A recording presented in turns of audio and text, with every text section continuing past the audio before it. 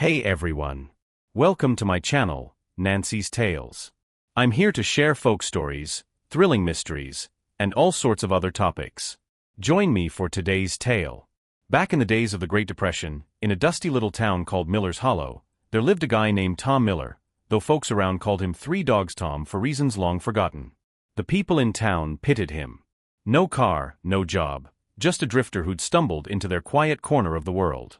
When he first showed up in Miller's Hollow, Tom was just a kid, barely 10 years old. The hills around town weren't exactly prosperous, but they weren't a death sentence either. Wild apples and berries grew everywhere, so at the very least, a kid could pick enough to keep his belly from growling. Without even realizing it, Tom ended up staying in Miller's Hollow for a decade.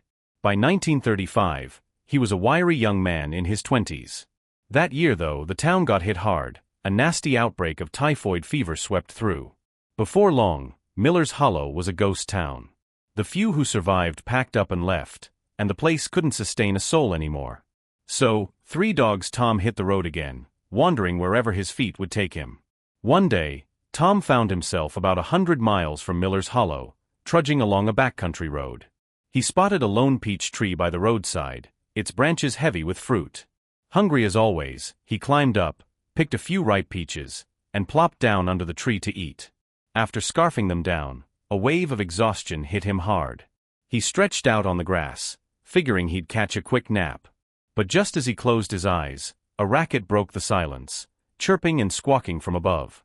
Tom squinted up and saw a bunch of wild sparrows making a fuss in the branches. After a long day of walking, his body ached, and he hadn't eaten a proper meal in days. His mood was sour, and those noisy birds were the last straw. Fed up, he grabbed a rock from the ground and chucked it at them. The rock didn't miss. It smacked one of the sparrows square on, sending the rest flapping off in a panic. The hit bird fluttered a bit, then, splat, dropped a load of bird crap right onto Tom's forehead. Furious, he wiped it off with a sleeve, grabbed another rock, and hurled it even harder. This time, the bird took a solid hit, tumbling out of the tree with a busted wing. Tom's spirits lifted a little. A meal was a meal, and maybe a bit of revenge felt good too. He scrambled after the injured sparrow as it flopped along the ground, trying to escape. It didn't get far before it collapsed, too weak to keep going.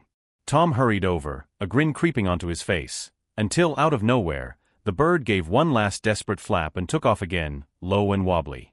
He wasn't about to let it go that easy. Tom chased after it, eyes locked on the prize. The bird couldn't fly high, and he figured he'd catch it in no time. But after sprinting just 30 feet or so, disaster struck. Hidden in the tall grass was an old, dried-up well, long abandoned and forgotten. Tom, too focused on the sparrow, didn't see it until it was too late. With a startled yell, he plunged straight down into the hole. The bird got away, and now here he was, stuck at the bottom of a dry well. Tom's mood couldn't have been worse. Lucky for him, the well wasn't too deep, maybe 10 feet down, and the bottom was cushioned with overgrown weeds. He rubbed his sore backside, groaning as he pushed himself up with both hands, ready to climb out. But then, his fingers brushed against something hard in the dirt. Curious, he grabbed it and pulled it up. When he saw what it was, his blood ran cold. It was a human bone. Whoa! Tom Three Dogs Miller yelped, tossing the bone aside like it was a hot coal. His heart pounded as he scrambled back, staring at the spot where it landed. After a moment to catch his breath, he leaned forward, peering into the shadowy corner of the well. Through the tangle of weeds, something white gleamed, a full human skeleton, half buried in the dirt. Tom had been on his own since he was a kid, scraping by in a world that didn't care much for strays like him. That kind of life toughened him up, made him fearless in a way most folks couldn't understand. Once the initial shock wore off, he steadied himself. He wasn't scared anymore, just curious. Whose bones are these? He muttered to himself, squinting at the skeleton. How'd they end up down here? Did they fall in like me? He frowned, shaking his head. Nah, that don't add up.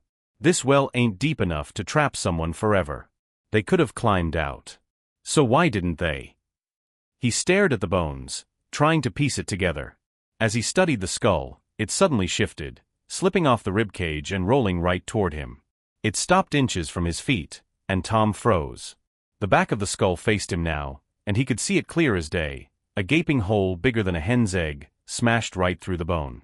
In that instant, it clicked. "Someone bashed this poor bastard's head in," Tom whispered. He sat there, staring at the skull for a long minute, a pang of pity creeping into his chest. Whoever this was, they didn't deserve to rot down here forgotten. So, he made up his mind. Using his hands, he started digging a shallow pit in the soft dirt at the bottom of the well. It didn't take long. The ground was loose, probably washed in from years of rain. As he scooped up handfuls of earth, he gathered the scattered bones and carefully placed them into the hole. That's when something odd caught his eye. Tucked among the ribs was a folded piece of paper, a letter. Tom blinked, baffled. The body had long since turned to dust and bone, yet this letter looked almost untouched, like it had been written yesterday. He didn't know how to read, so he didn't bother opening it. Instead, he slipped it into his pocket, figuring it might mean something later. Once the bones were buried, Tom clambered out of the well, brushing the dirt off his patched-up pants. He stood there, looking down at the hole he'd just escaped from. Who was that guy? He wondered aloud. That hole in his skull, it's no accident. Someone killed him and dumped him here. But who? And why? His mind churned as he gazed at the makeshift grave. After a beat, he decided, he'd find someone who could read that letter. Maybe it held answers, maybe even a name or a place. If he could figure out who this dead man was, he could track down his kin and let them know what happened. No one deserved to be a lost soul, haunting some backwoods well forever. With that, Tom turned and headed toward the main road.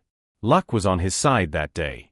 He'd barely walked a mile when he spotted a young guy strolling along, dressed in a clean shirt and glasses. Looked like a college kid, maybe a teacher's assistant or something. Perfect. "Hey, buddy," Tom called out, waving the letter in the air. "Can you read this for me?" The young man stopped, adjusting his glasses as he took the paper. He unfolded it carefully, skimming the lines. "It's a letter," he said after a moment. "Written by a fella named Stephen Carter. Says it's to his dad. Just a regular family note, asking how everyone's doing, that sort of thing. Nothing too exciting." He paused, then added, "Oh, but it's got an address. Says Stevens from Carter's Creek, about 100 miles from here." Tom's ears perked up. That was something he could work with. "Thanks, pal," he said, taking the letter back and tipping an imaginary hat. The kid nodded and went on his way, leaving Tom standing there, a spark of purpose flickering in his chest. Carter's Creek, huh? That's where he'd go next. 3 days later, Tom Three Dogs Miller trudged into Carter's Creek. It was a small, weathered town nestled in a valley, the kind of place where everyone knew everyone else's business. By the time he arrived, dusk was settling in, painting the sky a bruised purple. Exhausted from days of walking, Tom decided he'd find a spot outside town to crash for the night. He'd head in and ask around tomorrow, see if he could track down Stephen Carter's folks. The long trek had taken its toll. His legs felt like lead, and his stomach growled louder than a junkyard dog. In a hurry to rest, he spotted a shallow ditch just off the road, not far from town. It wasn't much, but it'd do. He stumbled over and flopped down into it, ready to sleep off the ache in his bones. But just as he settled in, the weather turned sour. Dark clouds rolled in fast, and within minutes, a downpour unleashed itself. Rain hammered down in sheets, soaking him to the skin. Tom cursed under his breath and scrambled out of the ditch, looking for cover. He squinted through the darkness, but there wasn't a barn or a shack in sight, just endless fields swallowed by the storm. Tired, hungry, and now drenched, Tom's luck ran dry. He slipped in the mud, stumbled, and hit the ground hard. "Son of a," he started, but the words faded as his vision blurred. The world spun, and then it went black. He was out cold. Funny thing though, just as he passed out, the rain stopped. Like someone flipped a switch, the clouds parted, and by morning, the sun was peeking over the horizon. Tom was still sprawled in that ditch, dead to the world. Around dawn, a man in his 50s, gray hair, dressed in a worn suit like some small-town gentleman, came walking down the road. He was with a younger guy, maybe a hired hand, who carried a sack slung over his shoulder. They stopped near a pile of dirt not far from Tom's ditch, close enough that if Tom had been awake, he'd have bolted upright in shock. See, in the dark and the storm, Tom hadn't noticed where he'd collapsed. That ditch? It was dug right next to a graveyard, an old family plot with weathered headstones poking out of the earth.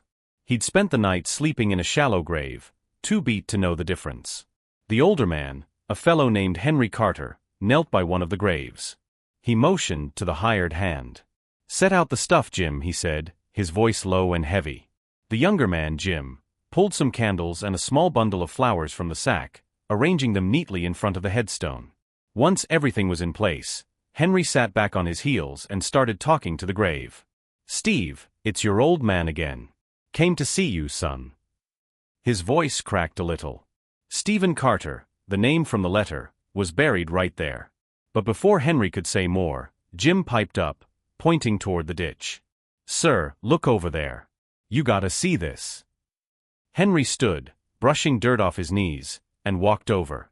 He peered down and saw Tom, ragged, muddy, and out like a light. "Good Lord," Henry muttered. "Jim, check if he's alive." Jim hopped into the ditch, crouched beside Tom, and held a hand under his nose. "He's breathing, boss.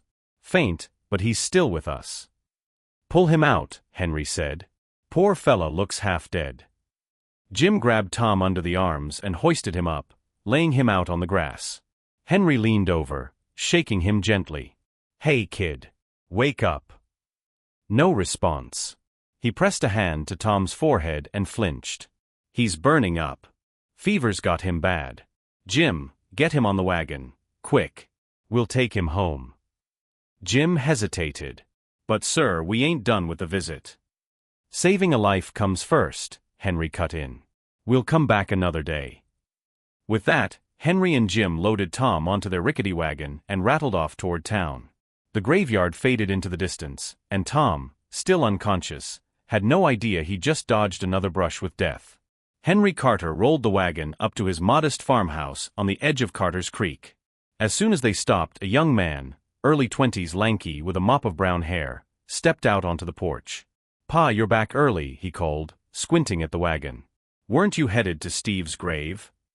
Henry pointed a thumb over his shoulder. "Found this kid passed out near the cemetery. He's still breathing, so we brought him back. Figured he needed help more than Steve needed flowers today." The young man, Eddie, Henry's nephew, nodded and hustled over. "All right, let's get him inside. Jim, give me a hand." Together, Eddie and Jim hauled Tom off the wagon and carried him through the back door into a spare room off the kitchen. It was a simple setup: a cot, a chipped washbasin, and a rickety chair. "Jim, stay with him," Eddie said, wiping sweat off his brow. "I'll go fetch Doc Grayson." Jim nodded, settling into the chair while Eddie grabbed his coat and darted out the door. Tom was a mess, clothes soaked through, caked in mud, hair plastered to his face. Jim figured he'd at least make the guy comfortable. He reached to peel off Tom's soggy jacket, and as he did, something slipped out of the pocket, the letter. It hit the floor with a soft thud. Jim frowned, picking it up. A beggar with a letter? That's new. Curiosity got the better of him. He glanced at the envelope, and his face went pale. Scrawled across it was a name he knew too well: Stephen Carter. His hands shook as he unfolded the paper, skimming the words. By the time he finished, his jaw was tight, and his eyes were hard. He stuffed the letter into his own pocket, pretending nothing had happened. Just then, the door creaked open. Jim spun around as Doc Grayson shuffled in, a wiry old man with a black medical bag. Eddie trailed behind him. The doc took one look at Tom, checked his pulse, and clucked his tongue. "Just a bad cold and some exhaustion. Nothing a few days' rest and some aspirin won't fix." He scribbled a prescription, handed it to Eddie, and left as quick as he came. By nightfall, Tom finally stirred. His eyes fluttered open, and he bolted upright on the cot, head spinning. "Where the hell am I?" he croaked, blinking at the dim room. "How'd I end up here? Did someone drag me in?" He was still piecing it together when the door swung open. A shadow slipped inside, a short, wiry figure cloaked in the dark. Tom opened his mouth to say something, but before he could, the figure lunged at him. Cold steel pressed against his throat, a hunting knife, glinting in the faint moonlight from the window. "Keep your mouth shut," the shadow hissed, voice low and sharp. Tom's heart jackhammered in his chest. He swallowed hard, the blade nicking his skin. "Hey, easy there, pal," he whispered, barely daring to breathe. What's this about? Who are you? I'll ask the questions, the figure snapped. What's your name? Tom. Tom Miller. Folks call me Three Dogs. I'm just a drifter, passed out on the road, and next thing I know I'm here. Who hauled me in? You. Shut up with the chatter. That letter you had, what's the deal with it? Letter. Tom's mind raced. He patted his pocket, but it was empty. Wait, you mean? Don't bother looking. It's mine now, the shadow cut in. Where'd you get it? Tom hesitated, sizing up his odds. This guy wasn't messing around, and that knife was too close for comfort. Look, I'm just a bum, all right? Found it out in the sticks, stuck in some weeds. Didn't think much of it, tucked it in my pocket, that's all. What's it to you? Yours or something? The shadow didn't answer right away. Tom's gut twisted as he remembered the skull in the well, the hole in its head, the bones left to rot. Maybe this guy was tied to it. Maybe he was dangerous. For now, Tom played dumb. Honest, I don't even know what it says. Can't read a lick. The figure snorted, a cold, bitter sound. The knife pressed harder for a second, then eased off. Listen up, kid, he growled. You don't belong here. It's late, and the road's calling. Get out now, or you won't see sunrise. Tom didn't need to be told twice. He scrambled off the cot, legs shaky but moving fast. The shadow stepped aside, and Tom bolted for the door, not looking back. Out in the yard, the figure marched him to a back gate, swung it open, and shoved him through. Keep walking, he barked. Tom stumbled forward, glancing over his shoulder just long enough to see the gate slam shut. The shadow melted into the night, leaving him alone under a sky full of stars. Tom Three Dogs Miller didn't waste a second. The second that gate slammed shut, he took off down the road, boots pounding the dirt like the devil was on his tail. His mind was a mess. Who'd saved him just to kick him out? And that guy with the knife, what was his deal? The letter had to be the key, but why'd it spook him so bad? Damn it all, Tom muttered, chest heaving as he slowed to a jog. He'd been rescued from the rain, patched up, and now chased off at knife point. None of it made sense. To stay alive, he kept moving, putting as much distance as he could between himself and Carter's Creek. After what felt like miles, his legs gave out. He staggered to a stop by the roadside, spotting a big oak tree casting a wide shadow. Good enough.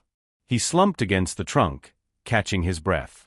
The night was quiet now, just crickets and the rustle of leaves. As he leaned back, questions gnawed at him. Who was that guy? He wondered aloud.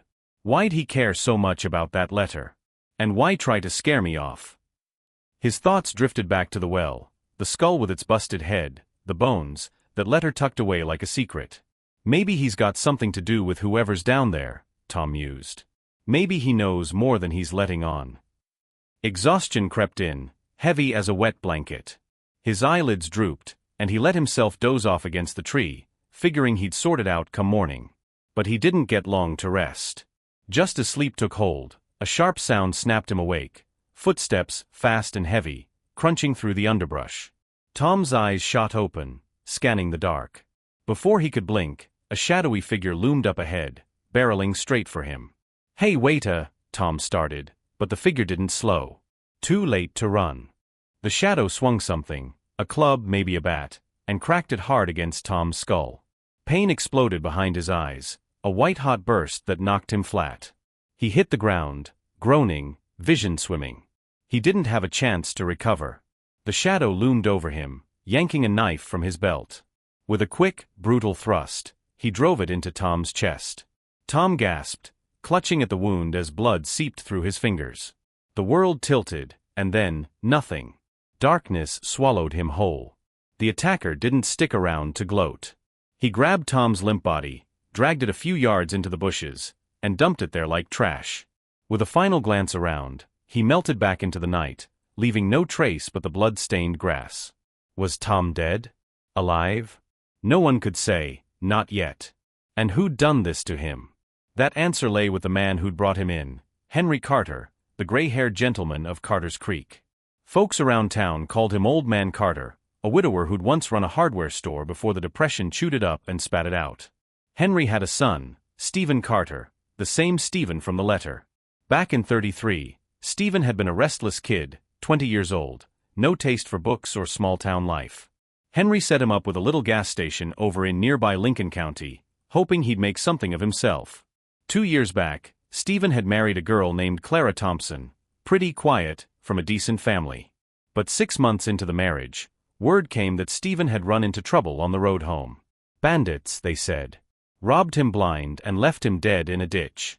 10 years earlier, Henry had his own brush with fate. On a trip to sell tools in the next county, he'd found a kid half-frozen by a roadside creek, ragged, filthy, barely alive. Henry checked him over, felt a faint pulse, and hauled him home. After a few days of broth and a warm bed, the kid pulled through. His name was Eddie Malone, Eddie, the same nephew who'd helped carry Tom inside. He'd been an orphan, drifting from town to town after his folks starved in the crash of '29.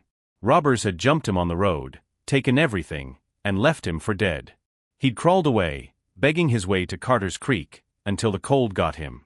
Henry took pity, gave him a job at the gas station alongside Stephen, and treated him like family ever since. That's why, when Stephen died, Henry leaned hard on Eddie. The two of them had been heading home from the station that day in 33 when the bandits struck, or so Eddie said. He'd stumbled back to Carter's Creek, banged up and bloody, swearing the robbers had killed Stephen and he'd barely escaped. Henry believed him, heartbroken but grateful Eddie made it out alive. Now, with Tom dragged into the house, Henry couldn't shake a gnawing feeling. Something about the kid tugged at his memory. The next morning, he called Eddie over. "That fellow we brought in, where'd he go?" Eddie shrugged, casual as could be. "Took off at dawn, Pa. Guess he didn't want to stick around." Henry frowned, surprised but not suspicious. "Huh. All right, then." He let it drop, figuring a drifter like that wouldn't hang around long anyway. That night, Henry Carter couldn't sleep. The ache in his bones drove him out of bed for a late trip to the outhouse. Shuffling back across the yard, he caught a flicker of movement, a shadow slipping into the little room off the porch where Clara, Stephen's widow, slept. Henry froze, eyes narrowing. Clara had stayed on after Stephen's death, helping around the house, too loyal to leave. Who'd be sneaking in there at this hour? Quiet as a mouse, he crept closer, pressing his ear to the wall. A low murmur filtered through, and then he heard it, Eddie's voice, sharp and hushed. Henry's stomach twisted. He didn't stick around to eavesdrop, didn't want to believe what he was thinking. He shuffled back to the house, face pale, and slumped into a chair by the kitchen table. His wife, Martha, stirred from her rocker nearby. "What's wrong, Henry? You look like you've seen a ghost." He rubbed a hand over his face, voice low. "Martha, guess what I just saw?" Eddie, slipping into Clara's room. Martha's eyes widened. "You sure it was him? It's dark out there, and we ain't got but a handful of folks around here." "I know his voice," Henry snapped, sharper than he meant. "Can't mistake it. What's he doing in there with her?" Martha sighed, setting her knitting aside. "Poor girl's been lonely since Steve passed. I've told her she ought to move on, find someone new, but she wouldn't hear it. Maybe this ain't so bad. We've been treating Eddie like our own, haven't we? If they're sweet on each other, why not let him be?" Henry stared at the floor, chewing it over. After Stephen died, he'd half-adopted Eddie anyway, figured he'd fill the hole Steve left. If Eddie and Clara wanted each other, maybe it'd keep the family together. After a long silence, he nodded. "All right. If they're serious, I'll make it right." 2 weeks later, Henry sat Eddie and Clara down. He expected Clara to push back. Widows didn't always take kindly to moving on, but she just nodded, quiet as ever. Eddie grinned, looking almost relieved. Henry clapped him on the shoulder, glad to see some light back in the house. To seal the deal, Henry hitched up the wagon and rode out to Stephen's grave. Kneeling by the headstone, he muttered, "Steve, your old man's got some news. Eddie and Clara, they're tying the knot. Hope you're all right with that, son." Tears stung his eyes as he brushed dirt off the stone. As he stood, a ragged figure limped up the path, Tom Three Dogs Miller, alive despite everything. His chest was bandaged under his torn shirt, and he leaned hard on a stick. "Hey, mister," Tom called, voice hoarse. "You Henry Carter?" Henry squinted, then nodded. "That's me." Who are you? Tom dropped to his knees, wincing. Name's Tom Miller. Owe you my life, sir. Heard around town it was you who pulled me out of that ditch. Henry's jaw dropped as it clicked. Tom was the drifter they'd hauled in. Thought you were long gone, kid. What happened to you? Tom took a shaky breath. That's why I'm here. A month back, I fell into an old well out near Miller's Hollow. Found a skeleton down there, and this letter next to it. He paused, gauging Henry's reaction. It was from your son, Stephen. To you. Henry's face went slack. A letter? From Steve? Where is it? Don't have it anymore, Tom said, grimacing. Night you saved me, some fella, dark hair wiry, snuck into my room with a knife. Asked where I got the letter, then ran me off. Took it with him. That ain't all. He tracked me down later and tried to finish me off. Stabbed me right here. He tapped his chest. Thought I was a goner, but some old-timer found me, patched me up. Took me this long to get back. Henry stood there, stunned, words caught in his throat. Tom pressed on. Heard about your boy, how he got killed by bandits. But I gotta ask, you sure that's him in that grave? Henry bristled. What are you getting at? I saw him myself. Robbers cut him up bad, but I knew him by his clothes. Tom nodded slow. Fair enough. But if that's Stephen there, who's the guy I found in the well? And why'd his letter end up with him? Henry's knees buckled as the pieces started falling into place. You're saying, the grave might not be Steve's? That the bones you found could be him, Tom finished. That hole in his skull? Someone smashed it in. Didn't look like no bandit job to me. Henry's hands clenched into fists. He'd buried his boy, or thought he had. Now doubt gnawed at him like a hungry dog. Where's those bones now? Buried 'em in the well, Tom said. But I can take you there. That hole in the skull, it's proof something ain't right. Henry's mind raced. He'd trusted Eddie's story, mourned Steve, built a life around it. But Tom's words lit a fire under him. We're settling this, he growled. Come with me. The next day, Henry dragged Tom to the county sheriff's office. Tom spilled everything, the well, the bones, the letter, the attack. The sheriff, a grizzled man named Perkins, listened close, then locked eyes with Henry. This is big, Carter. We'll need Eddie Malone in custody, he's your key witness. And we're digging up that well. 3 days later, they had the bones from the well, and the ones from Stephen's grave. A local doc checked them over, and the truth hit like a freight train. The skeleton from the well was Stephen Carter. The grave held someone else, a stranger dressed in Steve's clothes. Eddie cracked under questioning. Turns out, he'd been the snake all along. He'd gotten greedy running that gas station with Stephen, skimming cash on the side. When Steve caught him, Eddie panicked. One night on the road, he bashed Steve's head in with a tire iron, dumped him in the well, and staged the bandit attack. He'd found a drifter, killed him too, and dressed him up in Steve's gear to sell the lie. Eddie Malone's confession laid it all bare. After killing Stephen Carter with that tire iron, he tossed the body down the well, figuring no one would ever find it. The letter, Steve had written it days before, planning to mail it home, but Eddie's greed cut that short. When he dumped Steve, he didn't bother searching the body, so the letter stayed put, preserved by dumb luck in the dry well. When Tom Three Dogs Miller showed up with that letter, Eddie's world started crumbling. He'd recognized Steve's handwriting the second he saw it, knew it could unravel his whole lie. That's why he'd crept into Tom's room that night, knife in hand, desperate to bury the truth. When that didn't work, he tracked Tom down and tried to finish the job. But fate had other plans. Tom's heart, turns out, sat a little off-center, on the right side of his chest, a rare quirk he didn't even know about. Eddie's stab missed the mark, and an old farmer passing by found Tom bleeding out, nursed him back to life. Eddie thought he'd gotten away clean, until Tom came limping back to Carter's Creek. The sheriff didn't waste time. Eddie was hauled off in cuffs, facing a murder charge that'd likely see him swing. Clara, who'd been tangled up with Eddie behind closed doors, got the boot from Henry's house. No room for traitors under his roof. Henry, grateful for Tom's grit, took him in like a son. He even set Tom up with a sweet girl from town, Jenny, who didn't mind his rough edges. See, down in the hills of northern Arkansas, folks have always put stock in where they bury their dead. It's not just about resting in peace, it's about setting up the living for good fortune. They say if you plant your kin in the right spot, with the right lay of the land, their spirits settle, and luck flows to the family like a river. In a little hollow called Benton Ridge lived a man named Amos Baxter, a real piece of work. Greedy as sin and twice as mean. He had 2 boys, Jake, the oldest 20, a roughneck who'd rather swing a fist than crack a book, off training with the local militia, and Caleb, 15, a quiet kid buried in schoolwork, dreaming of college.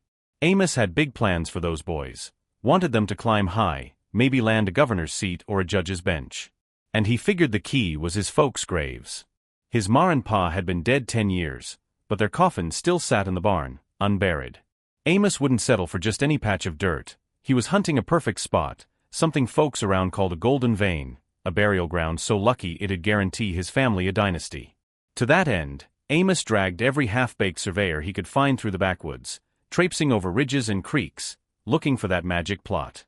His standards were sky-high, nothing less than the best would do. So those coffins stayed put, gathering dust while he chased his dream. One day, a stranger rolled into Benton Ridge, a wiry fella named Travis Shaw, claiming he was a land scout with an eye for lucky graves. He asked to bunk at Amos's place, promising to sniff out a spot in exchange for room and board. Amos, smelling a deal, welcomed him with open arms and a fat wad of cash. Travis tipped his hat. "Mighty kind of you, Mr. Baxter. Been wandering these hills for years, paying back folks who helped me out.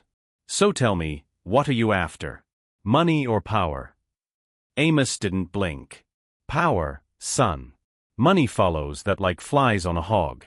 I want my boys to run this state someday." Travis grinned, showing crooked teeth. "I know just the place, Dragon's Mouth Hollow, down by the lake. Hills on one side, water on the other, and a rise in the middle like a king's throne. Old-timers say if you bury your dead there, your kin'll be calling the shots in Little Rock before you know it. Untouched, too, prime land just waiting." Amos's eyes lit up like a kid at Christmas. Next morning, he hitched up the wagon, and he and Travis set out. They took a boat across the lake, and sure enough there it was, mist curling over the water, a green mound smack in the center, framed by a winding creek. It looked like something out of a storybook, untouched by time. "Hot damn," Amos breathed. "This is it. Perfect spot for Ma and Pa." He squinted, spotting a snag. "Only trouble is that shack on the rise. Someone's already staked a claim." Travis chuckled. "That's why I'm here, Mr. Baxter. Found this place for you, 'cause I need a favor down the line. If I help you snag it, will you make sure your boys look out for me when I'm old and gray? No double-crossing now." Amos clapped him on the back. "You got a deal, Travis. You're doing me a solid here. I'll make sure Jake and Caleb treat you right. Hell, I'll put it in writing. Cross me, and I'll rot in the ground myself." Travis's grin widened. "Good enough for me. I'll talk those folks into selling. My tongue's slicker than a greased pig, leave it to me." The next morning, Travis Shaw set off alone for Dragon's Mouth Hollow. The lake shimmered under the early sun as he rowed across, tying his boat up near the rise. From a distance, he spotted the family: a gray-haired woman mending a fishing net, a young girl beside her weaving another, and an old man stepping off a skiff with a fat bass dangling from a line. Travis tipped his hat as he approached, catching the old man just as he handed the fish to his wife and reached for a jug of moonshine. "Morning, folks," he called, keeping his tone friendly. "Mind if I have a word?" The old man, Hank Wheeler, squinted at him, weathered face creasing. "You here to tax my catch or buy it?" "Neither," Travis said with a grin. "Got something better, a proposition that'll put a smile on your face. Can we step inside?" Hank shrugged, curious now, and waved him into the shack. The girl, 16, maybe 17, with sharp eyes and a quick step, ducked out of sight as they entered. Inside it was bare bones, a plank table, a couple of stools, and a wood stove in the corner. Hank plopped down, motioning Travis to sit. "Name's Hank Wheeler. Been fishing this lake since my granddaddy's day. Don't get many fancy visitors. What's your game?" Travis cleared his throat, leaning in. "Saw your setup here. Simple life, hard work. Ain't easy making ends meet out on the water, I reckon." Hank chuckled, a dry rasp. "We get by. Fish keep us fed, roof don't leak too bad. Ain't looking for handouts. That's where you're wrong, Travis said, tapping the table. Folks always say good enough, till something better comes along. You're a practical man. Don't you want more for your wife, your girl? A little extra cash could set him up nice. Hank shook his head. Sounds pretty, but I ain't got no magic trick to pull that off. That's why I'm here, Travis said, lowering his voice like he was sharing a secret. A fella in Benton Ridge, Amos Baxter, has his eye on this land. Wants it for his folks' graves, figures it's a lucky spot. He's willing to pay big, name your price, and he'll cut the check. Hank's face tightened. He waved a hand, cutting Travis off. Hold up. This land's been wheeler ground for generations. Fishing's kept us alive, ain't rich, but we're free. I can't just sell it out from under my family. Sorry you came all this way for nothing. He stood, grabbing a chipped mug. Lemme pour you some tea, least I can do. The girl, Ellie, Hank's daughter, slipped in with a kettle, pouring silently. Travis clocked her right off, slim dark hair framing a face that had turned heads even in patched-up clothes. She moved with a quiet grace, and he saw an angle.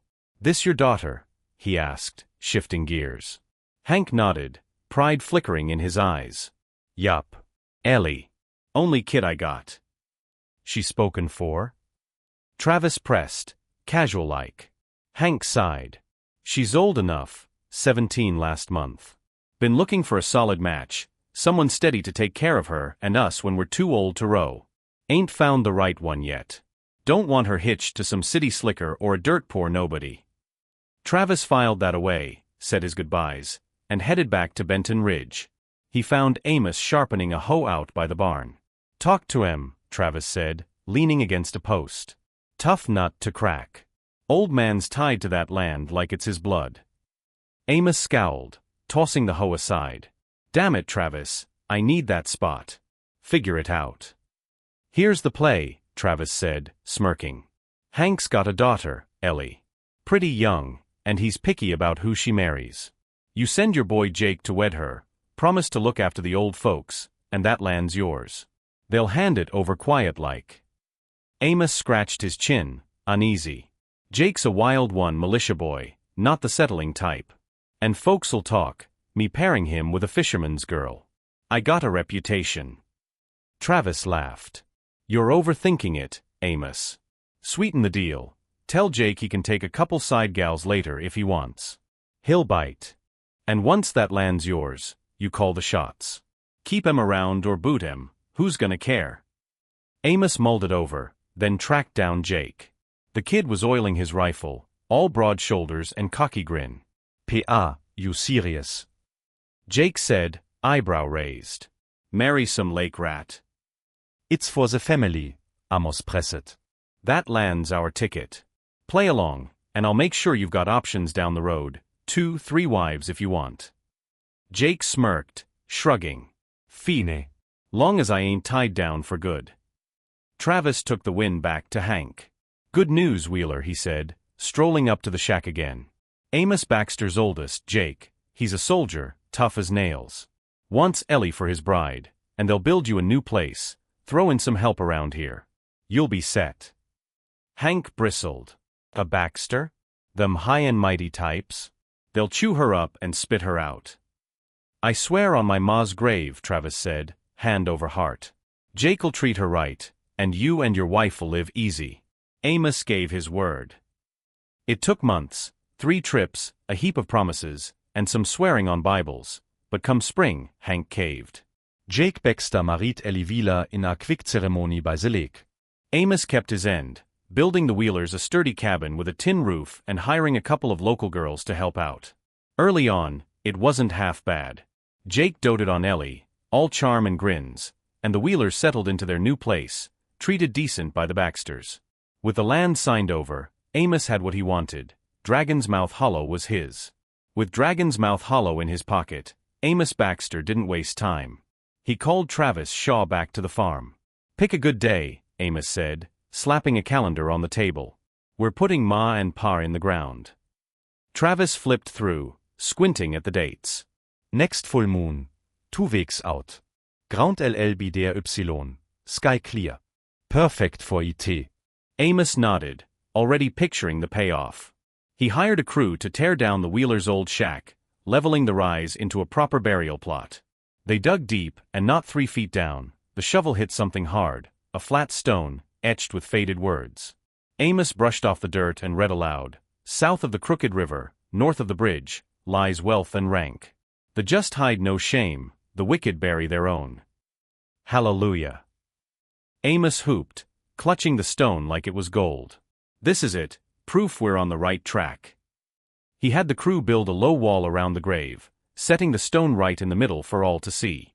Word spread fast in Benton Ridge. Amos strutted around like he'd won the lottery, bragging to anyone who'd listen. A year later, Jake Baxter signed up with the state militia full-time. He took to it like a fish to water, racked up commendations left and right, climbing the ranks faster than a squirrel up a pine. Before long, he was a captain, barking orders and strutting in his uniform. Amos got a fancy letter from the governor's office, some kind of honored family citation, and pinned it to the wall like a trophy. But with the rise came the rot. Jake started running with a rough crowd, gamblers, bootleggers, the kind of folks who'd sell their own ma for a nickel. He'd stumble home from the saloon, reeking of whiskey, pockets empty from card games and worse. Ellie tried talking sense into him once, soft and pleading. Jake spun on her, eyes blazing. "You think you can tell me what to do, fish girl? Folks laugh at me for marrying you, say I stooped low for a lake brat. If it weren't for that damn land, I'd have hitched a real dame. Shoot your trap." Ellie went to Amos, tears in her eyes. "He's mean as a snake now. Can't you rein him in?" Amos just laukhet, cold and hard. Girl, you're lucky to be a Baxter. Moste de kill for that. "Jake's a man, let him be. You ain't chaining him down." Jake heard about it and doubled down. Any little thing set him off. He'd slap Ellie around, call her trash, leave her bruised and quiet. Amos, too proud to admit his boy was a bastard, turned a blind eye. Instead, he shelled out cash to snag Jake a side piece, Lila Monroe, daughter of a county clerk. Lila was sharp pretty, and didn't take kindly to playing second fiddle to Ellie. She'd pick fights, sneering at Ellie's patched dresses. "Look at you, barefoot and filthy." I'm a Monroe, auch da BME Wieringsering. Jake, smitten with Lila's sass, started pawning Ellie's few trinkets, her ma's old locket, a silver comb, to buy Lila cheap perfume and gaudy pins. Ellie cornered him one night, voice shaking. "I ain't no beauty queen, Jake, but I'm your wife, proper married, not some fling. How's Lila get to treat them like that?" Jake smirked, and Amos chimed in from his chair. "Quit whining, Ellie. Lila's got class, small feet, dainty like them city girls. You're just a big-footed clod. Know your place." See, back then, folks had a weird thing for tiny feet, thought it meant refinement, like only rich gals could afford not to work. Ellie's callous soles marked her as low class, and they never let her forget it. Ellie stormed off, sobbing in her room. She thought about ending it, tying a rope and letting go, but her folks' faces stopped her. Hank and Mary Wheeler were still kicking, and she couldn't leave him alone. Things weren't much better for them. At first, Amos had kept up the act, new cabin, hired help. But once the graves were set, his true colors bled through. He started treating Hank and Mary like dirt under his boots. One day, a chicken drowned in the outhouse pit, stupid bird slipped and sank. The help fished it out to toss, but Amos saw and grinned. "Cook it up," he said, mean as a hornet. "Give it to the Velas, fatten em up." Hank and Mary, none the wiser, ate it down, thinking it a treat. A maid spilled the truth later, whispering it with a shudder. The old couple broke down, hugging each other and crying over the humiliation. They tracked down Travis, begging him to step in. He just laughed them off, slamming the door in their faces. Hank and Mary thought about leaving, but Ellie's plight kept them tethered. They gritted their teeth and stayed, swallowing every insult Amos threw their way. Then the dreams started. Amos woke one night, sweating, heart pounding. In his sleep, his pa stood over him, stern as stone. "Dragon's Mouth ain't my resting place," the old man said. "You buried me wrong. Keep your word to them Wheelers, or trouble's coming." Amos shook it off. Dreams were nothing but head noise. But the next night, his pa was back. "That stone you found? It's a warning." "Du reit bei em, or ull regrettité. Amos grumbled and rolled over, ignoring it. Third night, the old man's voice turned sharp. This land ain't ours to keep. Dig me up, treat that family fair, or you're done. Storm's brewing, last chance. Amos snorted, brushing it off again.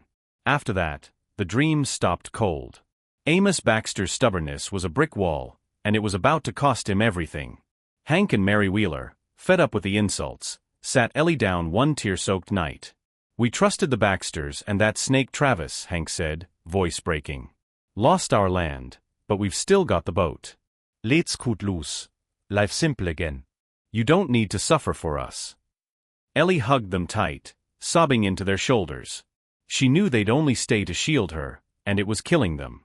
Go, she whispered. Il be all recht. They packed what little they had and slipped away before dawn, vanishing down the lake. No one in Benton Ridge heard from them again. Ellie didn't last long after that. Jakes Krulti hit a breaking point. Hit come home drunk, swinging fists over nothing, kelling her Name in the book. One night, she couldn't take it anymore. She tied a rope to the barn rafter, stepped off a crate, and that was it. Amos barely blinked, wrapped her in an old tarp, dumped her in a shallow hole out back, no coffin, no marker. Jake didn't slow down. He tore through saloons like a tornado, guzzling rotgut and throwing dice till his pockets were lint. Lila Monroe egged him on, curling up with him, and anyone else who'd buy her a drink. Jake'd stumble in, swearing he saw her with other men, but when he lunged, it was just her smirking. One night, he lost it. You cheating tramp, he slurred, pulling his militia knife. Lila laughed in his face. I'm a Monroe, you hick. My pa's got pull, cross me, and he'll bury you. Jake didn't care, liquor and rage took over. He swung wild, aiming for a shadow he thought was her lover. The blade hit flesh, and Lila dropped, blood pooling on the floorboards. He checked her, no pulse. Panic sobered him fast. Lila's pa, the county clerk, wasn't the forgiving type. He hauled Jake before a judge, screaming for the gallows. Amos burned through every dime he had, calling in favors, but it only bought Jake a lighter sentence, exile, shipped off to a labor camp out west. Alive ordet autere, no want no. Amos pinned his last hopes on Caleb, the book-smart kid. You're all I got left, he'd say, shoving law books at him. Study up, bring us back. But the sky had other ideas. One summer evening, the air turned thick. Clouds piled up, black as coal, and wind whipped the trees like a lash. Thunder rumbled, deep and mean, rolling over Dragon's Mouth Hollow. Lightning cracked the sky, jagged bolts dancing like devils. Then, a thunderbolt slammed the burial mound dead on. The ground shook, and the grave blew apart. Amos's folks' coffin shot up, splintered wood raining down 10 miles out. A white flash streaked into the clouds, and the storm quit as fast as it came. When the dust settled, the mound was sealed up tight again, like nothing happened, except the stone on the wall. Its words had changed, glowing red as blood. Kin who trespass reap no heirs, heaven strikes the greedy down. Amos ran out to check, slipped in the mud, and cracked his skull on a rock. He drowned in a puddle, face down, too broke to even get a proper burial. Neighbors left him to rot, a stinking heap in the hollow. Word came from the labor camp days later. Jake had flipped out during the storm, fell off a wagon, and got trampled by spooked horses. Dead on the spot. Travis Shaw, same day, keeled over in town, screaming, clawing his head, then blind as a bat. He ended up begging on street corners, a shell of himself. Caleb and his ma got evicted, scraping by on handouts. The Baxter name was Mud, finished. Then came Milo Tanner, a broke scholar whose pa had died with no plot to call his own. Heard about the Hollows strike, figured it was cursed cheap, and bought it for a song. He buried his old man there, and luck turned on a dime. Milo aced his exams, climbed to county judge, then state senate. He built a house by the grave, fixed it up as a memorial, and kept that stone on the wall as a reminder. Years later, dodging rain in an old church, he met a monk, gray beard, raspy voice. Turned out to be Hank Wheeler, shaved bald and praying out his days. Hank spilled it all. Ellie's death broke his wife, who followed her soon after. He'd given up fishing, took vows to atone. Milo brought him home, set him up tending the memorial. Hank dug up his wife and daughter's bones, laid them beside the site in 2 small graves. Folks, I wrapped up, that's the tale's end. Virtue gets the gold, greed gets the grave. Amos snatched a prize he didn't earn, broke every promise, ignored every warning. Step by step, he built his own ruin. Take it as a lesson, good words don't sway a damned fool. If you liked this, drop a note below. Subscribe, share it around. Thanks for listening. Catch you next time on Nancy's Tales.